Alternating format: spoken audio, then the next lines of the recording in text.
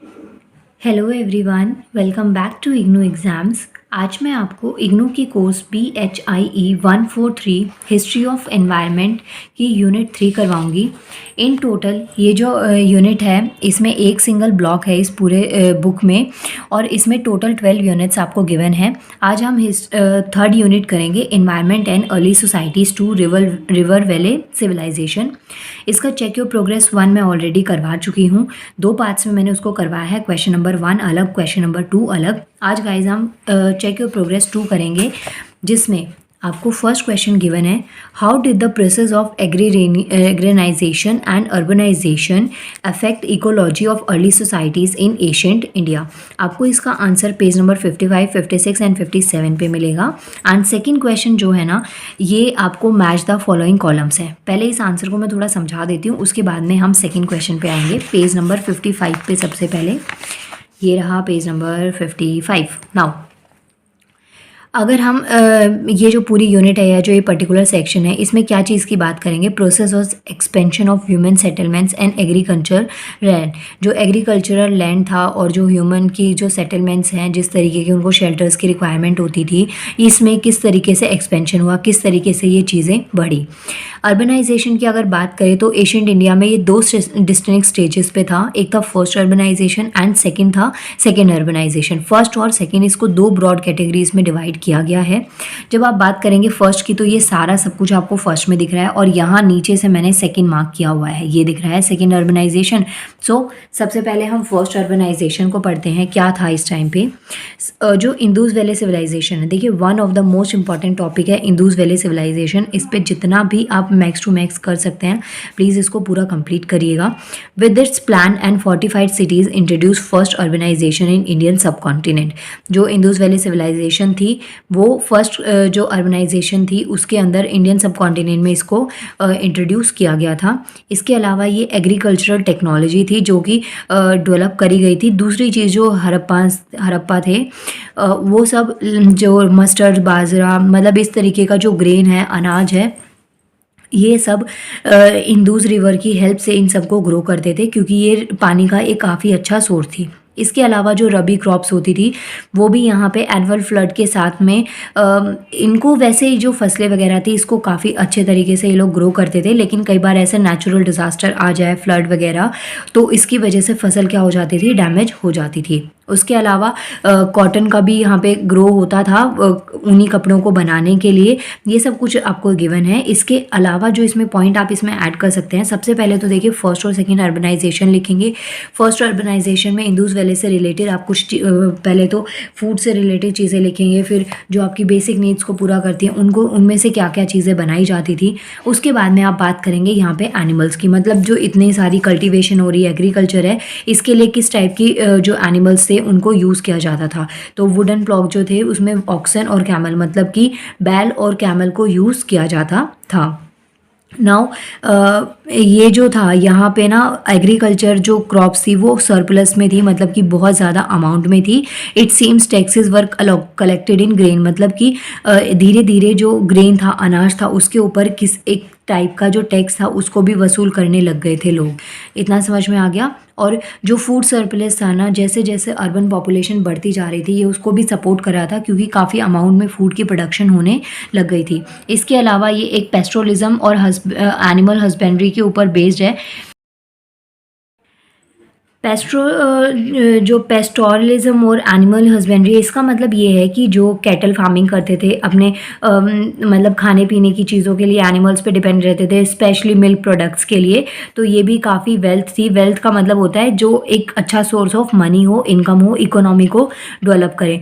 Social organisation थी, वो भी उसके अकॉर्डिंगली जो है ना स्ट्रक्चर कर दिया गया था। इसके अलावा जो पीपल थे उस टाइम पे, फर्स्ट अर्बनाइजेशन के टाइम पे जो लोग थे, वो किस में बिजी रहते थे, अनडेवलप्ड एग्रीकल्चर में, शिफ्टिंग एग्रीकल्चर में, उसके बाद में स्लैश एंड बर्न एग्रीकल्चर में। स्लैश का मतलब हो गया पहले उन्होंने ग्रो किया, फार्मिंग करी, उसके बाद में उसको काटा और वहाँ पे क्या कर दिया, उसको बर्न कर दिया, वो ख़त्म कर दी खेती।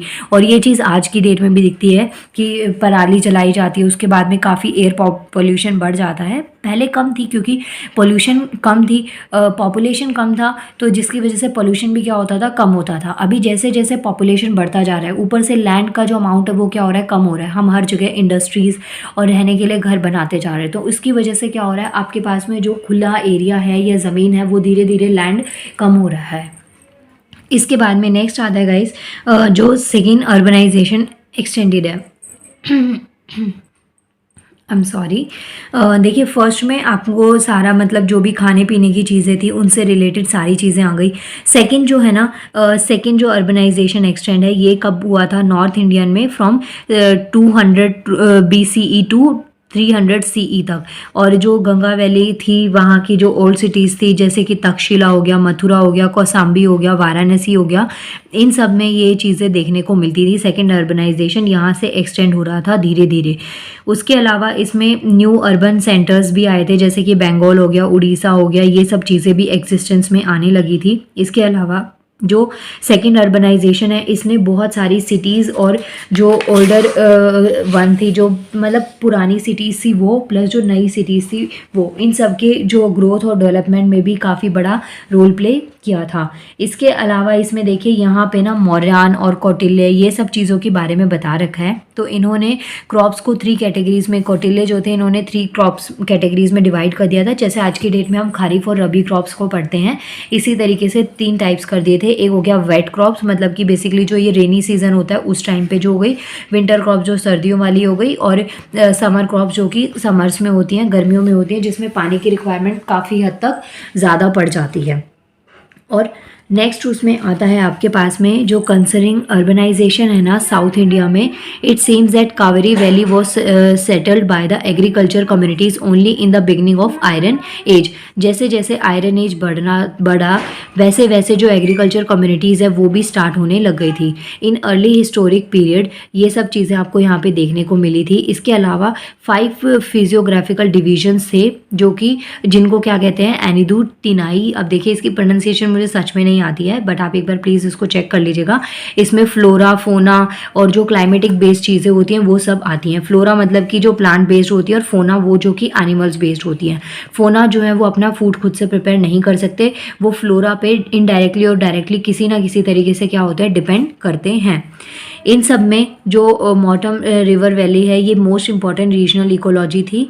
और लास्ट में यहाँ पे देखिए आप इसको भी ऐड कर सकते हैं, जैसे जैसे स्टेट्स की फॉर्मेशन हुई और जो रूलर्स थे उन्होंने अपना किंगडम इस्टेब्लिश किया, तो उसके बाद में क्या हुआ कि जो इंटरेस्ट था डिफॉरेस्टेशन का वो भी बढ़ने लग गया। क्यों? क्योंकि हर एक पर्टिकुलर किंग में ये हो गया था कि हमें ज़्यादा जगह चाहिए। तो जैसे जैसे वो लोग रहने लगे, जैसे जैसे सिविलाइजेशन बढ़ता चला गया, तो डिफॉरेस्टेशन होने लग गया खुद की आर्मीज़ के लिए और जो उनके शेल्टर्स थे उनको बनाने के लिए। इसके अलावा जो स्टेट ऑफ रेवेन्यू था वो भी धीरे धीरे किसी ना तरीके से बढ़ा, और इन सब में जो इरिगेशन फैसिलिटीज़ थी, मतलब कि वाटर से सिंचाई होती है, पानी से जो सिंचाई करी जाती है, इन सब में भी काफ़ी ज़्यादा आपको चेंजेस देखने को मिले थे।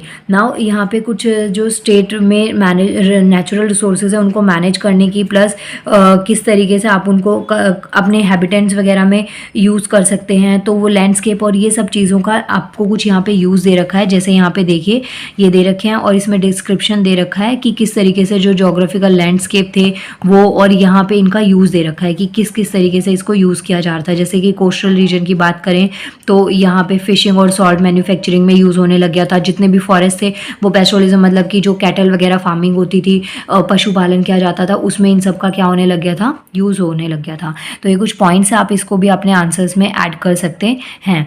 नाउ नेक्स्ट वन इज़, आपके पास में ये फर्स्ट क्वेश्चन कंप्लीट हो गया है। आप इसमें काफ़ी पॉइंट्स को ऐड कर सकते हैं। मैंने जितना भी आपको समझाया उसमें से आप अंडरलाइन करके जितना मैक्स टू मैक्स आप कर सकते हैं आप करिए इसको। बट गाइज एक बात तो पक्की है, ये जो बुक है ना ये ज़्यादा टफ नहीं है। इसमें हिस्ट्री को रिलेट किया गया बस एनवायरनमेंट के साथ में, कि किस तरीके से जो हिस्टोरिकल एक्टिविटीज़ थी या जैसे जैसे ह्यूमन्स में डेवलपमेंट होने लगा तो उनकी जो फिजिकल एक्टिविटीज़ थी वो एनवायरनमेंट पर कैसे इम्पैक्ट डालने लग गई थी, यही सब चीज़ें इसमें बता रखी हैं। सेकेंड क्वेश्चन की अगर आप बात करें तो यहाँ पे ना आपको कॉलम्स दे रखे हैं ये सब चीज़ें, और यहाँ पे ना इनको आपको मैच करना है। मतलब कि ये वो टाइम है जैसे जैसे उसमें चीज़ें आने लगी। अब यहाँ जो पॉइंट्स हैं इनको आपको इसमें मैच करना है कि कौन सी स्टेज से किसको मैच किया जा सकता है। सो इसके साथ में आपका जो सेकंड चेक योर प्रोग्रेस है ये भी ख़त्म हो गया और ये यूनिट 3 जो है ना, environment and early societies to river valley civilization, ये पूरी कंप्लीट हो गई है। और आई होप आपको वीडियो अच्छी लगी होगी। देखिए यहाँ पे कुछ कीवर्ड्स भी गिवन है। आप जब चैप्टर ख़त्म करते हैं तो एक बार इन कीवर्ड्स को भी देखा कीजिए, क्योंकि कुछ ऐसी डिफ़िकल्ट टर्म्स होती हैं जो आप आंसर में यूज़ कर सकते हैं आंसर को और इफेक्टिव बनाने के लिए, क्योंकि इन टर्म्स की ही डिमांड होती है। आप ज़्यादा ईजी लैंग्वेज में ज़्यादा ईजी वर्ड्स को यूज़ करके भी लिखेंगे ना तो वो आंसर इतना इफेक्टिव नहीं बनेगा। तो आपको कुछ थिंकर्स और कुछ हैवी ऐसी फिजिकल टर्म्स को भी अपने आंसर में कंक्लूड करना पड़ेगा आंसर को अच्छा और इफेक्टिव बनाने के लिए। कनेक्ट करके आप एक लिमिट तक लिख सकते हैं, इसलिए आपको सबसे पहले तो चैप्टर को एक बार रीड करना पड़ेगा, जिससे क्या होगा कि आप इस चीज़ों को समझ लेंगे और फिर आप इजीली इन क्वेश्चंस को भी अटेम्प्ट कर सकते हैं। सो इसके साथ में गाइस आपकी यूनिट 3 कंप्लीट हो गई है। अब हम नेक्स्ट वीडियो में करेंगे यूनिट 4। और जब अगर अभी तक किसी ने वीडियो को लाइक नहीं करा है तो प्लीज़ लाइक कर दीजिएगा और चैनल को सब्सक्राइब भी। आपका एक लाइक भी मुझे बहुत मोटिवेट करता है, क्योंकि सच में मेहनत तो लगती है इन वीडियोज़ को प्रिपेयर करने में और फिर रिकॉर्ड करके अपलोड करने में टाइम तो लगता है, लेकिन बस ये है कि आप सबके एग्ज़ाम्स बहुत अच्छे से हो जाएं तो ये मेहनत भी ज़्यादा दुखेगी नहीं। नाउ मिलते हैं नेक्स्ट वीडियो में। Thank you so much.